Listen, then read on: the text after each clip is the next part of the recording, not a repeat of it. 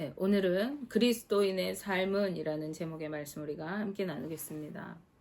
예, 우리는 말세를 살아가고 있다고들 말합니다. 예수님께서 승천하시면서 다시 오시겠다고 약속하신 이유로 온 인류는 예수님께서 다시 오실 때까지 우리에게 마지막으로 주어진 이 시간을, 이 시대를 살아가고 있기 때문일 것입니다. 그런데 성경은요, 이 마지막 때, 즉 주님이 오시기 직전에 나타날 여러 가지 징조들에 대해서 이야기합니다. 표면적으로는 여러 가지 재난과 재난의 소식들이, 소문들이 계속해서 들려올 것이라는 사실입니다. 예수님께서는 마태복음 24장 말씀에서 말세에는 난리와 난리 소문을 들을 것이라고 하시면서 민족이 민족을, 나라가 나라를 대적하여 일어나고 곳곳에 기근과 지진이 있을 것이라고 말씀하셨습니다. 실제로 이러한 일들은 인류 역사상에 계속해서 일어났었고요. 우리가 살고 있는 오늘날에도 하루가 멀다 하고 일어나고 있습니다. 우리나라가 지금 산불 피해로 계속해서 고통을 겪고 있고 또 대만에서는 강도 높은 지진이 나서 수많은 생명이 목숨을 잃었죠. 따라서 우리는 종말론적 신앙의 태도를 가지고 늘 깨어 기도하면서 주님이 다시 오실 날을 기다리는 마음으로 살아가야 하겠습니다. 그런데 이러한 표면적인 커다란 사건들 말고도요, 더 확실한 말세의 현상들이 있는데 그것은 바로 사람들에 관한 것입니다. 말세가 가까워질수록 사람들은 점점 더 마음이 변질되고 죄악으로 가득하게 될 것이라는 사실입니다. 그리고 주님의 제자인 우리 성도들, 즉 진정한 그리스도인들에게는 고통의 때가 될 것이라고 성경이 말씀합니다. 바울은 사랑하는 믿음의 아들 디모데에게 이것을 이야기하고 믿음을 잘 지켜나갈 것을 당부하였습니다. 디모데후서 3장 1절에서 5절 말씀에 너는 이것을 알라 말세에 고통하는 때가 이르러 사람들이 자기를 사랑하며 돈을 사랑하며 자랑하며 교만하며 비방하며 부모를 거역하며 감사하지 아니하며 거룩하지 아니하며 무정하며 원통함을 풀지 아니하며 모함하며 절제하지 못하며 사나우며 선한 것을 좋아하지 아니하며 배신하며 조급하며 자만하며 쾌락을 사랑하기를 하나님 사랑하는 것보다 더하며 경건의 모양은 있으나 경건의 능력은 부인하니 이 같은 자들에게서 내가 돌아서라 라고 말씀합니다. 고통의 원인이 무엇입니까? 사람들이 자기를 사랑하고 돈을 사랑하면서 교만한 마음으로 자기의 부유함을 자랑하고 살아가게 되기 때문이라는 거예요. 또한 서로를 비방하고 부모마저도 공경하기는커녕 거역하게 되고 무정하면서도 조급하여 참지 못하고 절제하지도 못해서 사납게 될 것이라고 말씀하고 있습니다. 사람들은 점점 감사할 줄도 모르고 거룩한 삶을 살지도 않고 하나님보다는 세상의 쾌락을 더 사랑하게 되어지고 경건하지 않은 삶을 살아가게 될 것이라는 거예요. 경건한 모양은 갖추고 있지만 겉으로는 그럴듯하지만 교회의 모형은 갖추었지만 신앙이 좋은 것 같지만 경건의 능력은 다 잃어버리고 소실된 채로 살아가게 될 것이라는 겁니다. 우리 사회를 돌아보면 오늘날 사회는 이미 이러한 상황들로 흘러가고 있는 듯해요. 아니 어쩌면요 우리는 이미 이렇게 변질된 사회를 살아가고 있는지도 모르겠습니다. 사람들은 이전만큼 감동 스토리에 관심을 두지 않아요. 더 자극적이고 잔인하고 폭력적인 것에 열광합니다. 그리고 돈이면 다 되는 것처럼 생각하는 물질 만능주의가 우리의 삶 속에 이미 깊이 들어와 있고 따라서 사람들은 돈에 열광하고 돈을 따라서 움직이면서 돈이면 뭐든지 하는 그런 세상을 살고 있죠.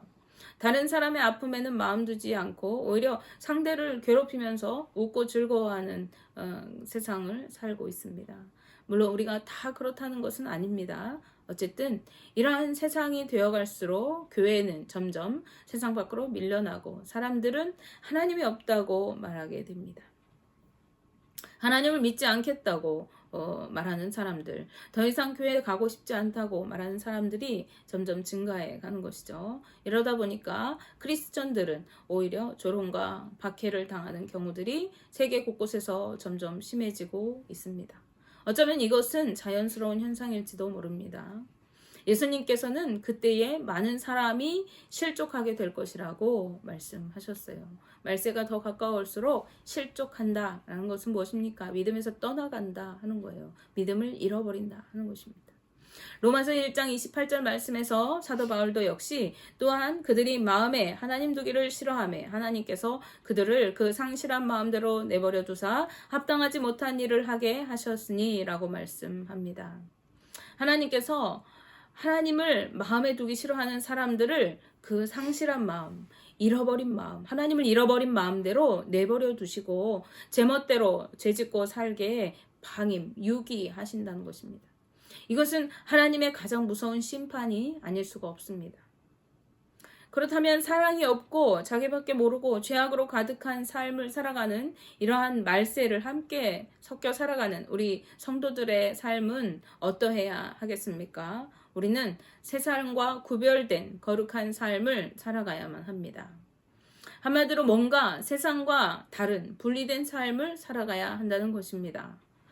마치 검은 서리태콩이 가득한 자루에 누런 메주콩이 섞여 있다고 해도 그것이 확연히 다른 모습이기 때문에 금방 골라낼 수 있는 것처럼 같은 세상 안에 살아가고 있지만 우리 성도들은요, 골라낼 수 있을 만큼 뚜렷한 다른 모습이 있어야 한다는 것입니다. 어떻게 해야 세상과 다르게 살아갈 수가 있습니까? 그것은 세상과 반대되는 삶을 살아가면 됩니다. 세상을 거스르는 삶을 살아가는 것입니다.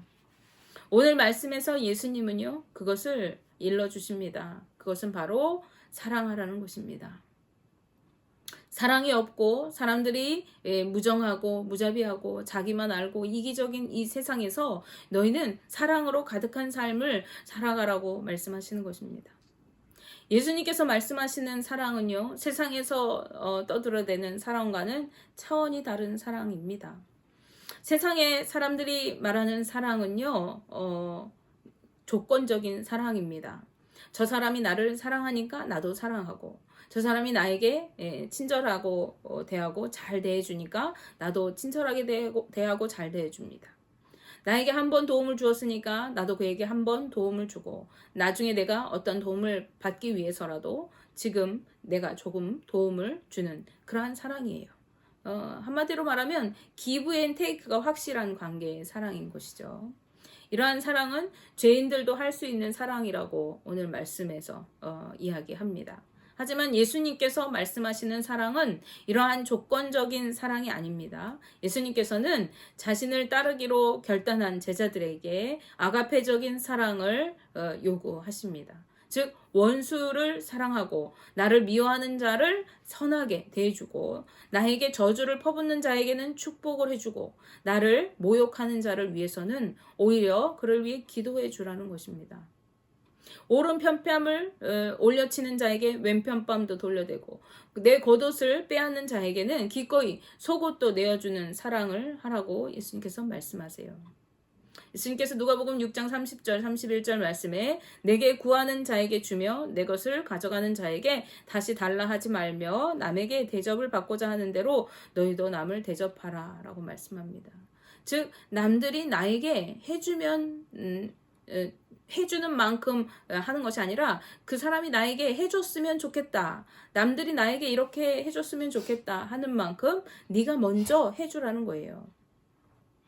도움을 청하는 자에게는 내가 다른 사람에게 도움을 요청할 때 그 상대방이 나에게 이렇게 해줬으면 좋겠다라고 바라는 만큼 내가 도움을 주라는 거예요.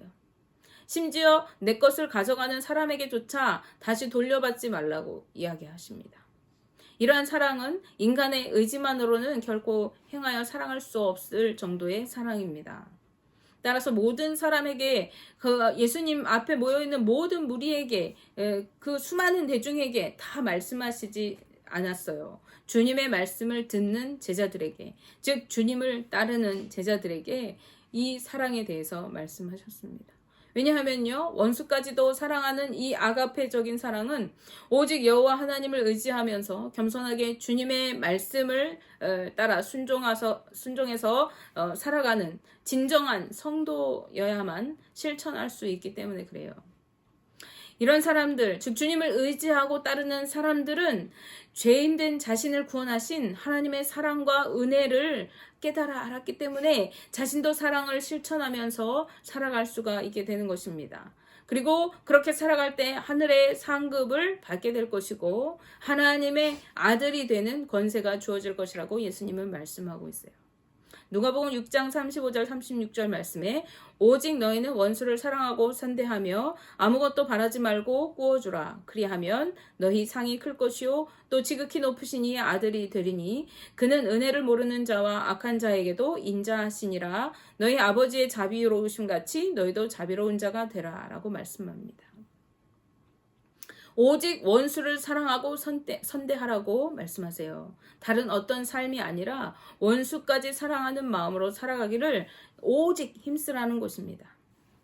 주님께서 아직 죄인인 우리를 사랑하셔서 자비를 베푸시고 구원해 주셨듯이 주의 자녀된 성도들 또한 주님의 마음으로 원수까지도 사랑하면서 살아가게 되어야 한다는 것이죠.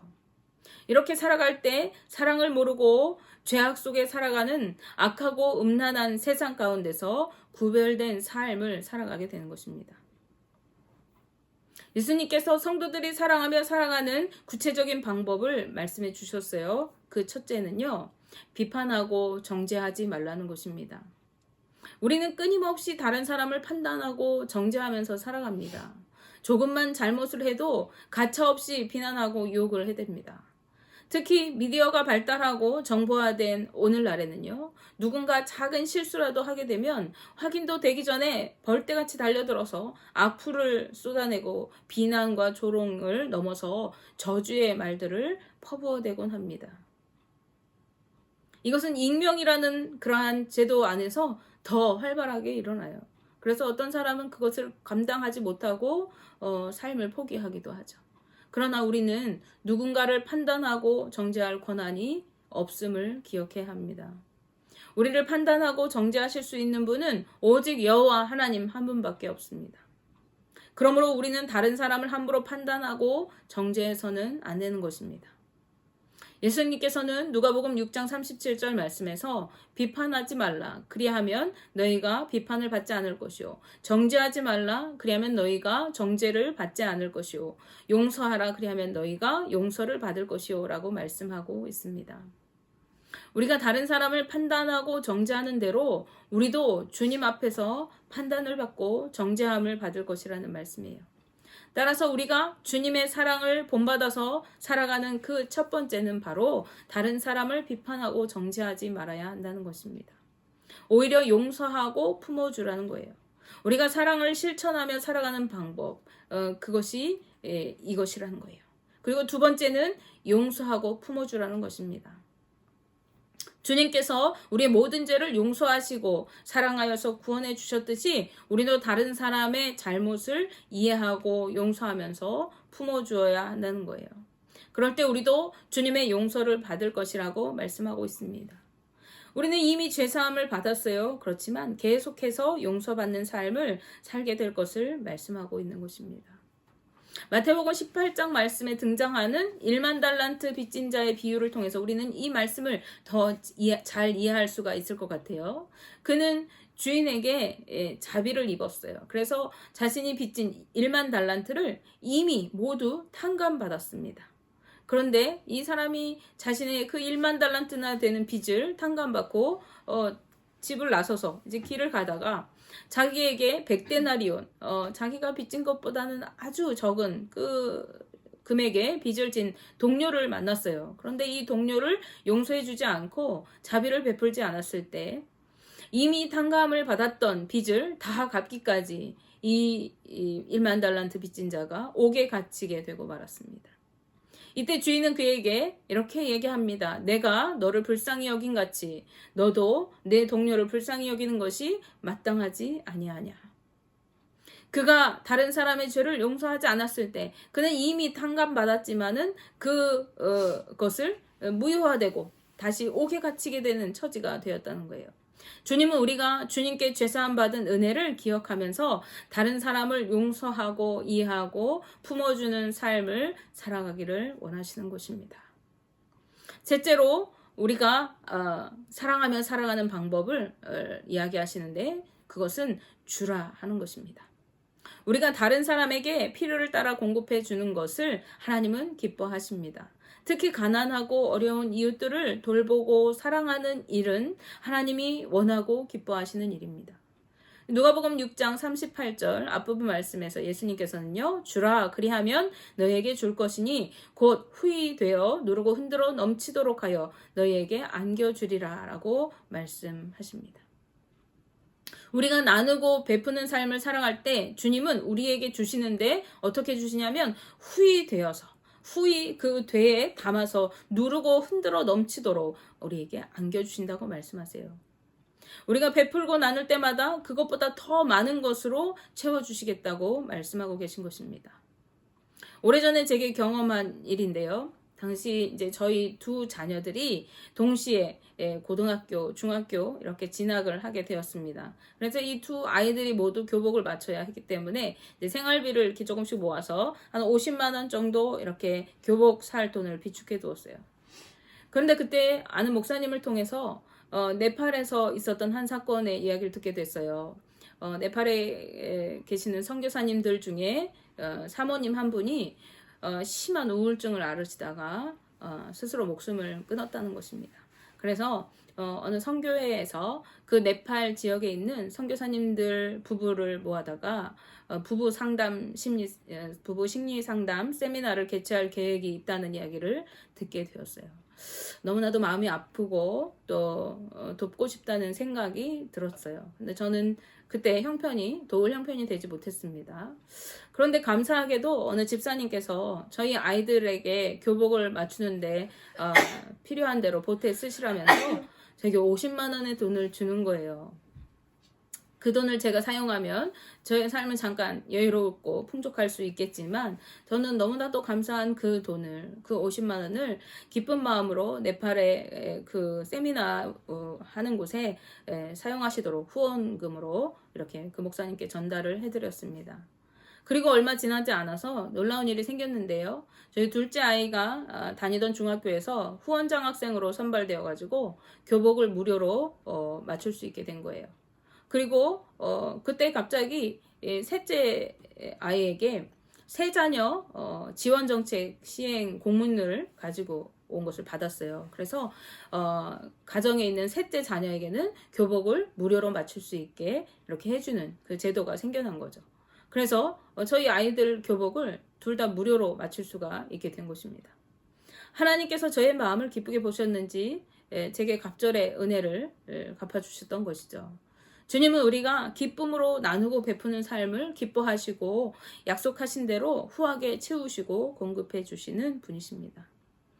누가복음 6장 38절 중반절에 보시면요. 예수님은 너희가 헤아리는 그 헤아림으로 너희도 헤아림을 도로 받을 것이니 라고 말씀하십니다. 우리가 우리의 잣대로 다른 사람을 정죄하고 판단하면서 살아갈 때 하나님께서는 하나님의 엄중한 심판의 기준으로 우리를 판단하시고 정죄하실 것이라는 거예요.